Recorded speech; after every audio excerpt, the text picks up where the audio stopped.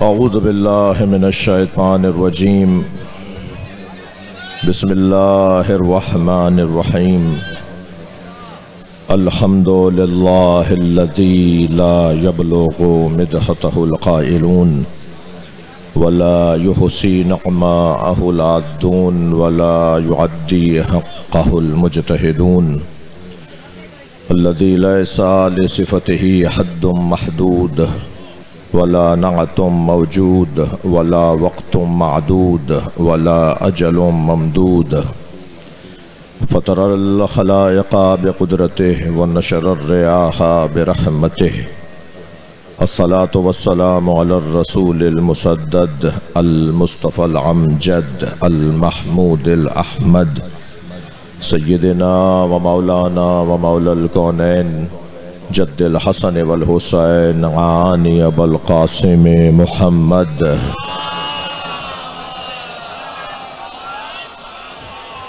वालिहि तय्यबीन अत्ताहिरीन अल-मासूमीन अल्लज़ीना क़ाल अल्लाहु इन्नमा युरीदुल्लाहु लियुज़हिबा अन्कुमुर रिज्स अहलल बैत व युतह्हिरकुम तत्हीरा।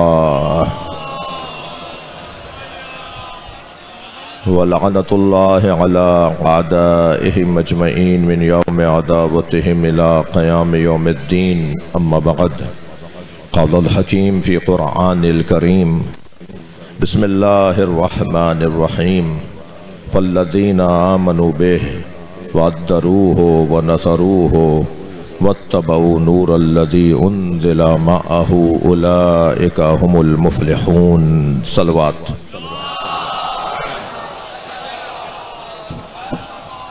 इससे बुलंद सलवात पढ़ेंगे, इससे भी बुलंद मुमकिन है।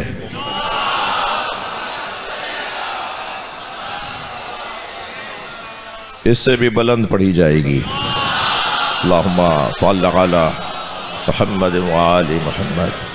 शुरकाए मजलिस, ज़ाकिरीन मजलिस की दुआओं की कबूलियत के लिए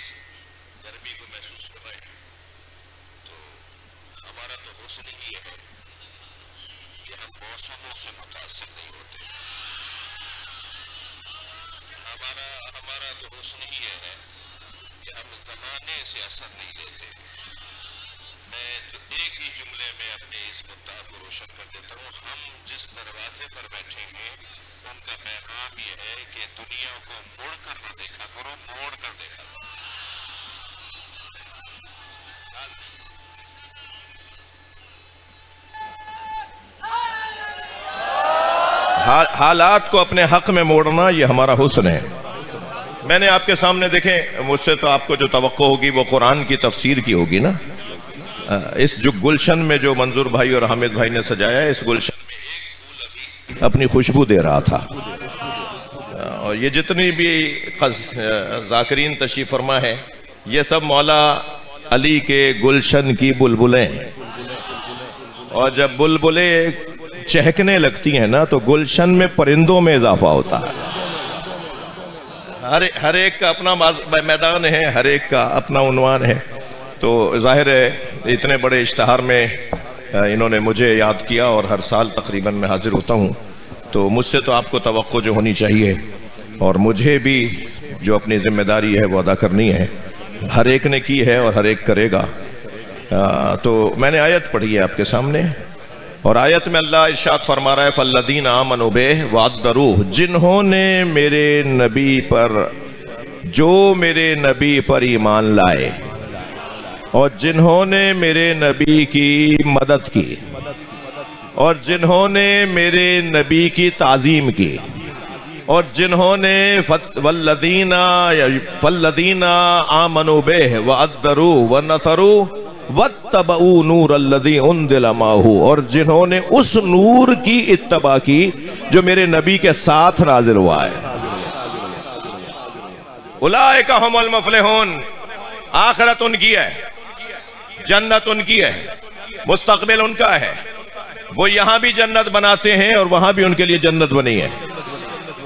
कामयाब वही लोग हैं कि जो उस नूर की इत्तबा करते हैं जो नबी के साथ नाजिल हुआ है। अहले दिक्कत बैठे हुए हैं, इत्तबा का लफ्ज है, इताअत का लफ्ज नहीं है। लफ्ज इताअत अगर इस्तेमाल होता तो शायद कोई बुग़्ज़ी मुल्ला कह देता कि इससे मुराद कुरान है, मगर इत्तबा का लफ्ज है, इससे मुराद कुरान नहीं है। इससे मुराद एक ऐसा वजूद है जो नबी के साथ आया है। मैं ज्यादा देर न लगाऊं, सरकार का कौल सुना दूं, अना व अली मिन नूर वाहिद, मैं और अली एक नूर के दो हिस्से। अल्लाह ने नबी के नूर का जब टुकड़ा किया, अल्लाह ने, बर्दाश्त करो, अल्लाह ने नबी के नूर का जब टुकड़ा किया तो दूसरे टुकड़े का नाम अली रखा। मैं बहुत सोच रहा था कि नबी के नूर का हिस्सा करके अली का नाम क्यों रखा, अली का नूर नबी के नूर से क्यों बनाया। शायद इसका एक बहुत बड़ा सबब यह हो कि जुज जुज का मोहताज होता है, और जो मोहताज होता है वो समद नहीं होता, और जो समद नहीं होता वो अल्लाह नहीं होता। अल्लाह ने नबी के नूर का हिस्सा किया और उस नूर का नाम अली रख दिया। फिर सरकार ने फरमाया अना व अली अबवा हाज़िहिल उम्मा, मैं और अली इस उम्मत के दो बाप हैं। आपकी तवज्जुहात मेरे साथ है। दो बाप की निस्बत तो मानूस नहीं है, दो बाप की निस्बत तो मानूस नहीं है। सरकार फरमा रहे मैं और अली इस उम्मत के दो बाप हैं। मैंने बहुत सोचा कि आखिर ये दो बाप का फलसफा क्या है। नबी और अली उम्मत के दो बाप, तवज्जो। बहुत सोचने के बाद मैं इस नतीजे पे पहुंचा कि बाप की जिम्मेदारी औलाद की निस्बत उस वक्त तक रहती है जब तक औलाद बालिग ना हो जाए। हाँ, अगर बात जा रही हो तो गर्दन हिला दीजिएगा। बाप की निस्बत, औलाद की निस्बत, बाप की जिम्मेदारी उस वक्त तक रहती है जब तक कि बाप, नारा लगाओ, सही तरह से लगाना है।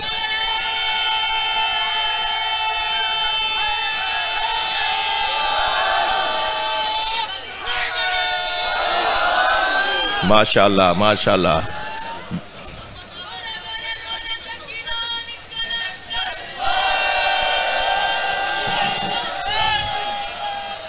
जी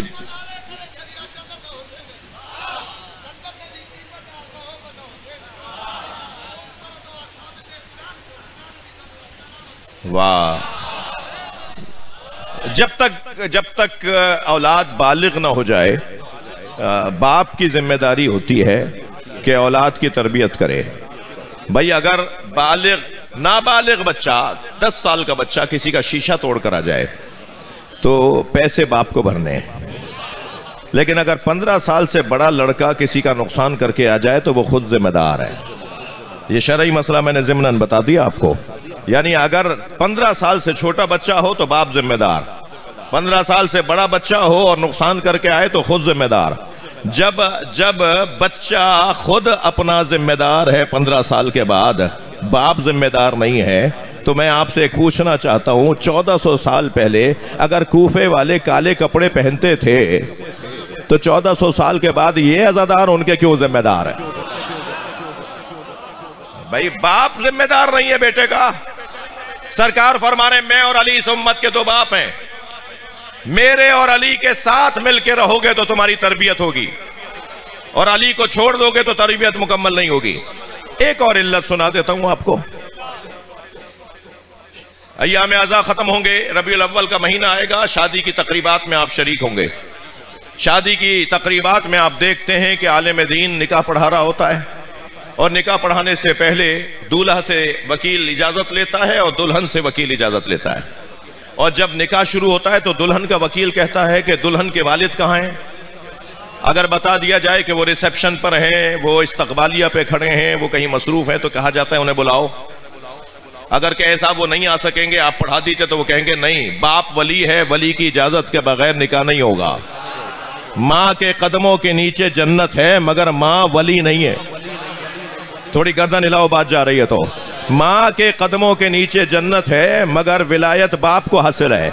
सरकार फरमा रहे हैं, अना व अली अबवा हाजिल उम्मा, मैं और अली इस उम्मत के दो बाप हैं। शायद पैगाम ये दिया है कि अगर किसी मैदान में कोई माँ इस बाप के मुकाबिल आ जाए तो ये मत देखना कि माँ क्या कह रही है, ये देखना कि उम्मत का बाप क्या कह रहा है।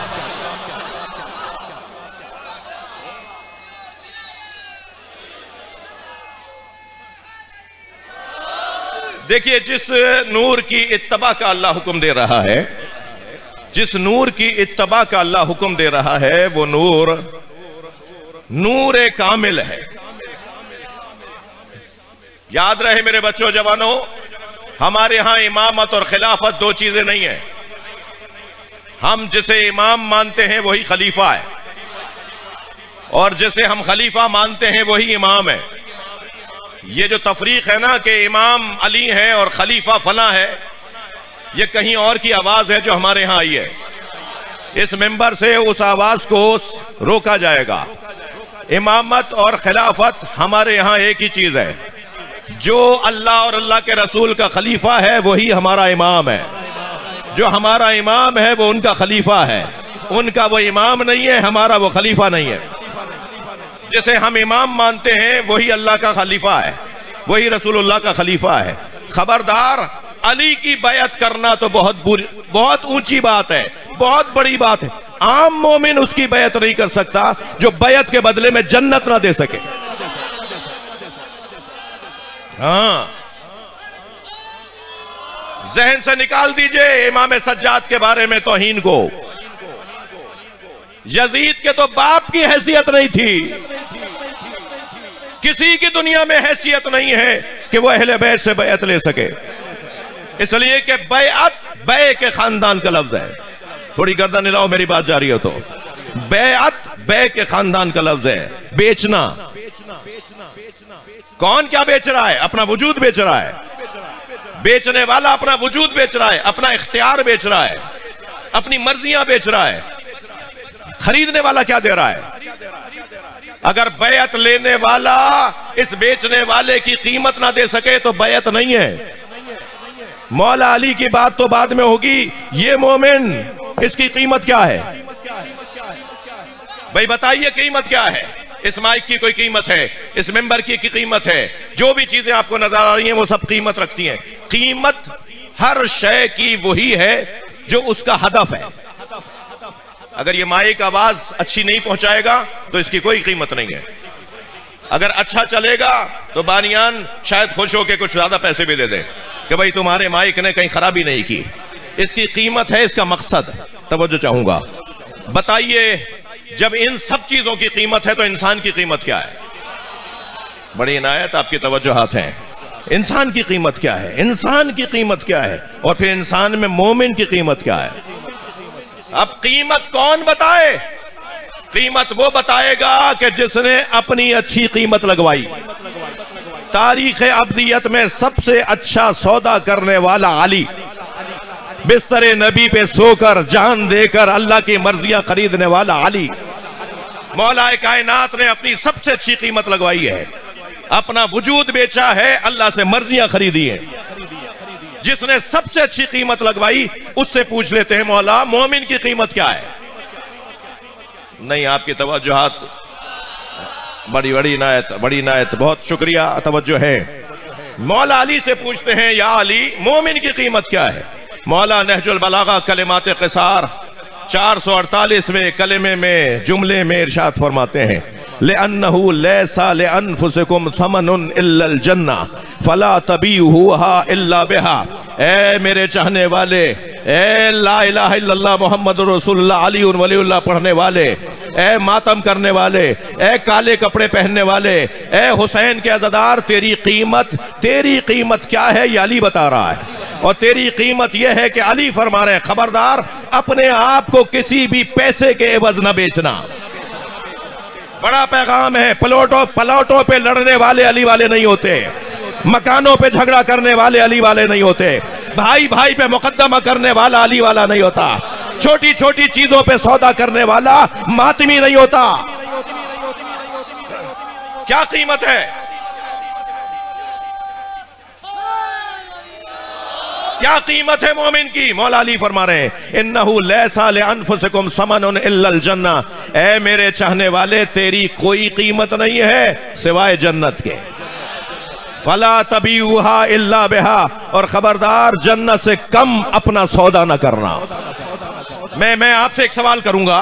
मुझे अंदाजा है मेरे भाई तशरीफ ले आए हैं और ये सिलसिला तो रात गए तक जारी रहेगा। और इस साल तो मंजूर भाई आपने शायद पंजाब का कोई नामवर और पाकिस्तान का कोई बेहतरीन खतीब छोड़ा हो जो पीर वसन ना आया हो। ये आप हम सब पर और बानियान की तरफ से हम सब पर, हम जाकिर होने के साथ सामे भी तो है, हम खतीब होने के साथ अज़ादार भी तो है। तो अज़ादार होने के नाते इनका शुक्रगुजार हूँ, ममनून हूँ कि बेहतरीन सजा कर गुलदस्ता पेश किया है उम्मत मिल्लत के सामने।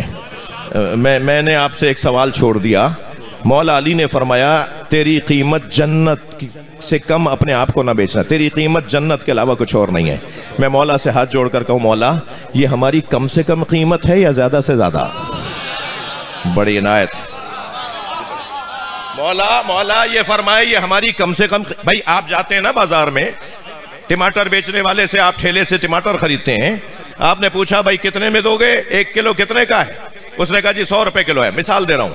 आपने कहा 90 का दे दो। उसने कहा नहीं 95 तो मेरी खरीद है, 5 रुपए किलो पे बचा रहा हूं, मैं 95 से कम नहीं दे सकता। यानी 96 लेगा तो ये कम से कम कीमत होगी, और आप 150 रुपए दे दें तो ये ज्यादा से ज्यादा बढ़ती चली जाएगी। मौला ने फरमाया है कि जन्नत से कम ना बेचना, जन्नत हमारी कम से कम कीमत है, ज्यादा से ज्यादा नहीं है। ज्यादा से ज्यादा कीमत क्या है? अब मैं कुरान की आयत पढ़ रही हूं, सूरह ज़ुमर। अल्लाह इरशाद फरमाता है, वसीक़ल्लज़ीना इत्तक़ौ रब्बहुम इलल जन्नह ज़ुमरा। महशर में अहले तकवा को फरिश्ते जन्नत में धक्का दे के ले जा रहे होंगे। हाँ, दोज़ख की बात नहीं की है। दोज़ख में तो धक्का दे के ले जाना समझ में आता है। ये कैसी आयत है भाई? कुरान कह रहा है कि महशर में फरिश्ते अहले तकवा को जन्नत में धक्का दे के ले जा रहे होंगे। ये क्या हो रहा है? जिन्हें जाने का शौक होगा उन्हें ले जा नहीं रहे, और जिन्हें ले जा रहे हैं उन्हें शौक नहीं है। तो जो खड़े होंगे ना कि हमें ले जाओ, वो कहेंगे मन हम, यह है कौन? हमें तो तुम ले जा नहीं रहे हो, इन्हें तुम ले जा रहे हो और ये जाना नहीं चाह रहे हैं। ये है कौन? ये कौन मोतबर है जो जन्नत में ही नहीं जा रहे? आवाज आएगी, हम हुद्दासुल हुसैन। ये दुनिया में हुसैन हुसैन बोलने वाले ये कह रहे हैं हमें जन्नत से पहले हुसैन का दीदार चाहिए।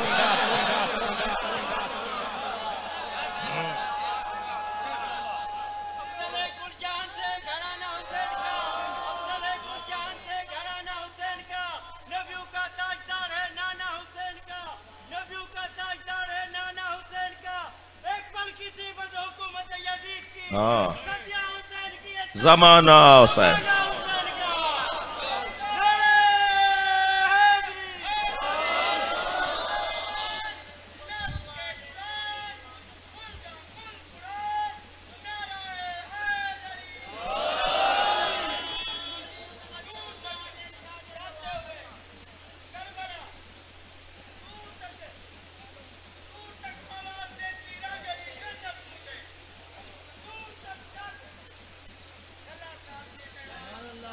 नारा लगा दो, नारा लगा दो, नारा। अच्छा हाँ, मिलकर।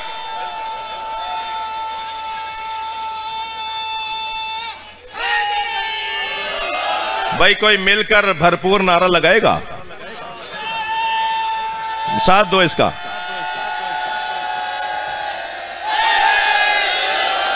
यकीन जानिए आपका ये नारा, ये आपके उठते हुए हाथ तकफीरियों के गले पे छुरी है। कोई जाकर अली होने वाले, अली होने वाले बेशुमार बेशुमार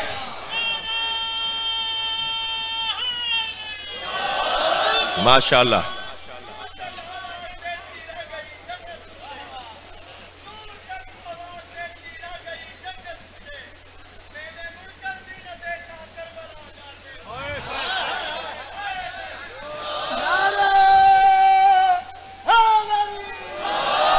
भाई बात सुनो, हम दुनिया में आने से पहले के हुसैनी हैं।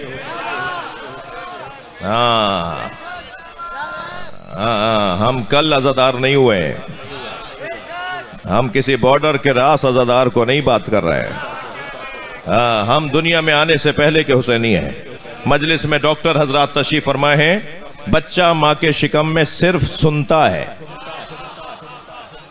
बच्चा पैदा होने से पहले सिर्फ और सिर्फ एक सलाहियत उसमें ईजाद होती है, ना वो सूंघता है, ना देखता है, ना सूंघता है, ना लम्स करता है, ना खाता है, ना चखता है, सिर्फ और सिर्फ बच्चा सुनता है।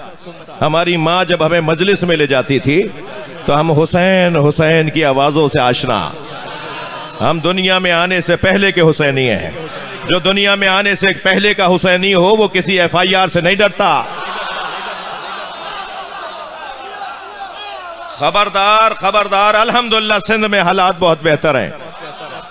यहां रोजे अरबईन हर शख्स अपने घर से निकलेगा, मरकजी जुलूस में शरीक होगा। व्हील चेयर पर भी कोई है तो वो घर में नहीं रहेगा। एक दिन पहले भी बच्चा पैदा हुआ होगा तो माँ उसे गोद में लाएगी।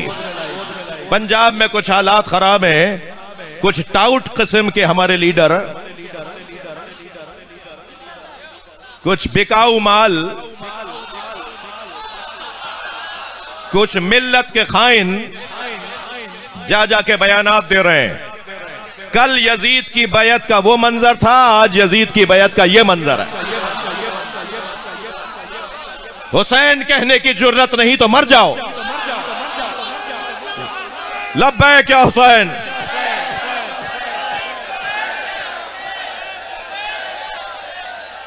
अफसोस हो रहा है, बहुत दिल खराब है। रोजाना किले पा रहे हैं मुख्तलिफ शहरों से। अगर तुम्हारे अंदर जुर्रत नहीं थी मशी को संभालने की तो कहीं और चले जाते और कहते मैं शहर में ही नहीं हूं। अज़ादारों को कमजोर करने वाला खाइन है। पहचानो ऐसे चेहरों को। ये जो पैसा है ना, पैसा, ये जो कुर्सी है ना, ये जो अफसरों के बराबर में बैठकर चाय पीने वाले हैं ना, ये हमारी कौम के पुश्त में छुरा घोंपने वाले, उन्हें मैं पैगाम दे रहा हूं कि अपनी इस्लाह करो। खबरदार, मौला हुसैन का नाम लेने पर अगर FIR कटे तो उस पर परेशान ना होना, उसे हार बना के गले में डालना और अल्लाह का शुक्र अदा करना रजिस्टर्ड मौलाई हो गए हो। तुम्हारा नाम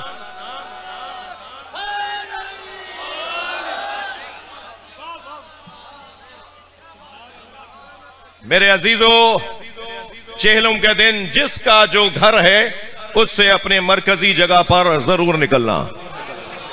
इस मशी ने और आपने रास्ते भी बंद कर दिए।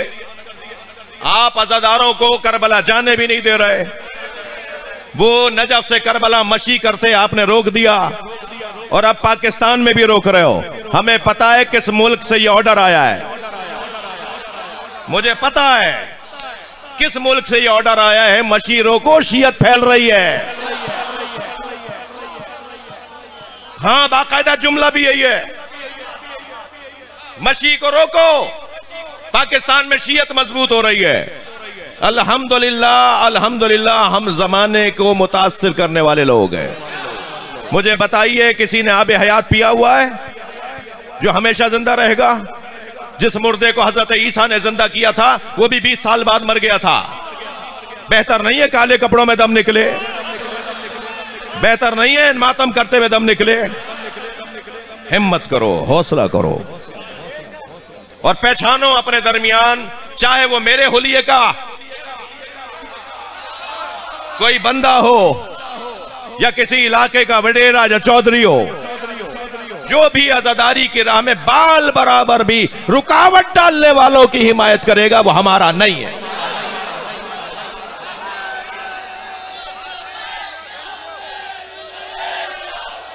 लब्बैक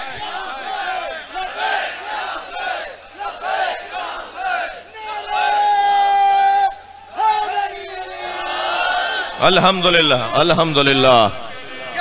मेरा मोहतरम मजमा मुतवज्जे है, आपकी तवज्जो है। हम महशर में भी ढूंढेंगे कि हमें मजलिस चाहिए। मजलिस के बगैर तो हम जन्नत में भी नहीं जाएंगे। आप इसी मजलिस को ले लीजिए, कितनी अच्छी जन्नत सजाई है मेरे भाइयों ने जी। कुछ लोगों को पंखा याद आ गया था, लेकिन ज्यादातर को इसको फिक्र ही नहीं है। मैं देख रहा हूं ना कि पहलू बदलने की जगह नहीं है। बराबर वाला अपना पैर सीधा करेगा तो बराबर वाले को लगेगा। जुड़ जुड़ के घुस घुस के बैठे हुए हैं ना, बदन को उतरते हैं। और जब मजलिस खत्म हो जाती है तो ये फरिश्ते वापस जाते हैं, तो रह जाने वाले फरिश्ते कहते हैं कि तुम्हारे अंदर से ऐसी खुशबू आ रही है जो हमने आज तक अर्श पे नहीं सूंघी, हमने आज तक मकामाते मलाकूत के अंदर नहीं सूंघी। तो वो फरिश्ते कहते हैं कि हम जमीन पर गए थे जहां हुसैन का जिक्र हो रहा था। वो रह जाने वाले फरिश्ते कहते हैं हमें भी ले जाओ। तो वो कहते हैं इन्नहुम मुतफर्रिकून, वो अपने घरों को चले गए, मजलिस खत्म हो गई। सुनेंगे वो फरिश्ते क्या कहते हैं? वो कहते हैं हमें ले जाओ, हम उस जमीन से मस होना चाहते हैं जिस जमीन पर हुसैन के अज़ादार बैठे थे। ये मकाम जन्नत का मकाम है। हुसैन की बहन सकीना को छोड़कर शाम से जा रही है। शाम खा गया अहले बैत को। जब वापस हुए हैं ना तो चेहरे पहचाने नहीं जा रहे थे। हत्ता जनाबे उम्मुल बनीन ने जनाबे ज़ैनब को नहीं पहचाना। अजरुकुम अल्लाह, अजरुकुम अल्लाह। जब बीबी उम्मुल बनीन खेमे में आई है ना, मदीने के बाहर खेमा लगा हुआ था, तो बीबी ने अंदर आके खुद जनाबे ज़ैनब से ही कह दिया ज़ैनब कहाँ है? तो बीबी ने फरमाया अम्मा मैं तुम्हारे सामने खड़ी हूं। शाम मेरे मौला फरमाते हैं छत नहीं थी जिंदान की, दिन में धूप पड़ती थी, रात में ओस पड़ती थी। बीबियों के चेहरे कुमला के रह गए थे, बदन मुबारक ढल के रह गया था, बाल मुबारक सफेद हो गए थे, जवानों पर बुढ़ापा तारी था। जिंदान शाम मेरे मौला से कोई पूछे शाम में हुआ क्या? अब्दुल्ला इब्न रबी नामी रावी कहता है कि मैं शाम के मुसाफिर खाने में ठहरा हुआ था। मैं सो रहा था कि शादियाने बजने की आवाजें आई, रक्स और तरब की आवाजें आई, शहनाइयां बजाई जा रही थीं। मैं सोते सोते उठा। मैंने बराबर में ठहरे हुए एक और मुसाफिर से पूछा आज मुसलमानों की ईद का दिन तो नहीं है, मुसलमान आज जश्न क्यों मना रहा है? तो उसने बताया नहीं ईद नहीं है, करबला में एक बागी ने खुरूज किया था, उस बागी को मारा गया है, उसके बच्चों को असीर बना के लाए। वो कहता है मुझे समझ में नहीं आया ये क्या माजरा है। कहता है मैं निकला, बाहर आया तो मैंने अजीब मंजर देखा। कुछ कटे हुए सर हैं जो नेजों की अनियों पर सवार हैं, कुछ जालिमों ने नेजे उठाए हुए हैं और उन पर सर हैं, मगर जिस सर को देखता हूं उसका जलाल मेरी आंखों को बंद कर देता है, जिस चेहरे को देखता हूं उसका नूर मेरी आंखों को चुंधिया देता है। फिर मैंने देखा कि एक मर्तबा कुछ मुखद्दरात हैं जिन्हें रस्सियों में बांधा हुआ है, मगर उनका जलाल ऐसा था कि उनकी तरफ जाना मेरे लिए मुमकिन नहीं था। फिर मैंने अचानक देखा एक जंजीरों में जकड़ा हुआ सियर है, जिसके हाथों में हथकड़ियां हैं, पैरों में बेड़ियां हैं, गले में खारदार तौक है। वो काफले के आगे आगे चल रहा है। कहता है मैं करीब गया और मैंने जाकर कहा कि तुमने करबला में क्या किया था जो तुम्हारे बड़ों को मार दिया गया और तुम्हें असीर बना लिया गया? उन्होंने गर्दन झुकी हुई थी, सर उठा के मुझे देखा और कहा, अब्दुल्ला इब्ने रबी, तुम तो बसरे के रहने वाले हो। अब्दुल्ला कहता है, इब्ने रबी कहता है, मेरे हाथ पैर कांपने लगे, ये कौन है जो मेरा नाम भी जानते हैं? मैंने कहा, मैं तो अब्दुल्ला इब्ने रबी हूं और बसरे से आया हूं, आप कौन है? कहा, मैं अली ज़ैनुल आबिदीन। कहता है, एक मर्तबा कांप के रह गया। मैंने कहा, मौला हुसैन कहां है? कब जो नेज़े के अनी पे कुरान पढ़ने वाला सर है, वो मेरे बाबा हुसैन। अजरुकुम अल्लाह, अजरुकुम अल्लाह। अपनी आवाजों को आजाद करेंगे। जिनके मजहब में रोना जायज है वो तकल्लुफ करके ना रोएं, और जिन्हें रोना ना आया करें ना तो वो अल्लाह से आंसू मांगा करें। इमाम ने फरमाया, वो मेरे बाबा का सर है। ए इब्ने रबी, वो अली अकबर का सर है। ए इब्ने रबी, वो कासिम है। ए इब्ने रबी, ओनो मोहम्मद है। और इब्ने रबी, वो जो घोड़े की गर्दन में लटका हुआ सर है, वो मेरे चचा अब्बास का है। अजरुकुम अल्लाह। और फिर एक मर्तबा इमाम ने फरमाया, इब्ने रबी, ये मत पूछना ये बीबियां कौन है, इनमें नबी ज़ादियां, इनमें अली और बतूल की बेटियां। अल्लाह किसी करीम को ये दिन ना दिखाए। इमाम ने आवाज देकर कहा, इब्ने रबी, तुम्हारे पास कुछ पैसे हैं? उसने कहा, मौला 2000 दिरहम है। अल्लाह किसी करीम को ये दिन ना दिखाए, अल्लाह देने वाले को कभी ये दिन ना दिखाए। इमाम ने फरमाया, जाओ कुछ चादरें खरीद कर ले आओ। इब्ने रबी कहता है, मैं 1000 दिरहम से चादरें खरीद कर लाया। इमाम ने फरमाया, जाओ ये बीवियों को जाके दे दो। मैंने सैदानियों को चादरें दी।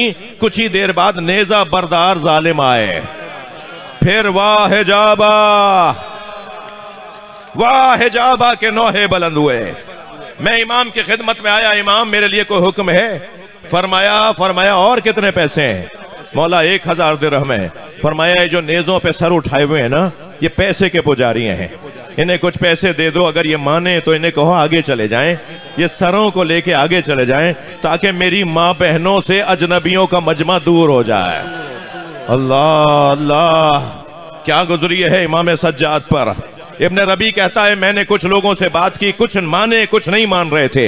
इसी असना में बीबियों के रोने की आवाज बुलंद हुई, चीखने की आवाज बुलंद हुई। मैंने जो तवज्जो की तो मैंने क्या देखा, एक शख्स ने हुसैन की पेशानी पे पत्थर मारा। कहता है, अब मुझसे रहा नहीं गया, मैंने तलवार निकाली और तलवार निकाल कर उसकी तरफ बढ़ने लगा तो इमाम सज्जाद की आवाज आई, इब्ने रबी रुको, इब्ने रबी रुको, नहीं जाओ। मैं मुड़ा, मैंने इमाम को देखा। फरमाया, तुमसे एक पत्थर बर्दाश्त नहीं हुआ, हम करबला से पत्थर खाते आ रहे हैं, हमें शाम के दरबार में जाने दो, हमें बाबा का पैगाम पहुंचाने दो।